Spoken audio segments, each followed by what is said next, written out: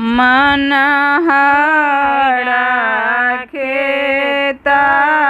भेला गौड़े बेबाहिताऊँ पंडिता खोजेताऊँ जामाए मन के मानो ओड़ा था दैबो ना पूरा ओला भेटी गेला तापासी भिखार हे मन के मानो था दैबो ना पूरा ओला भेटी गेला तापासी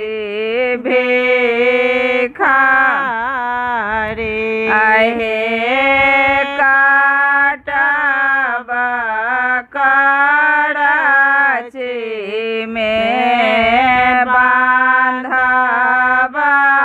बोझा अगुआ के फोड़बा पेठाए पियरे पाहे रे का बाहर भेले गौरा बेटी सुनो बाबा जी हमारा जान माता यहाँ देली कर्माया पाना भेला अगुआ के कौने आपड़ा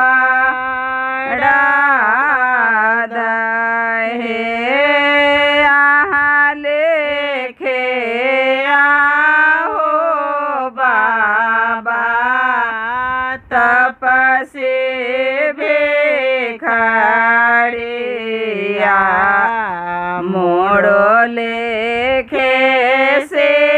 रे भागा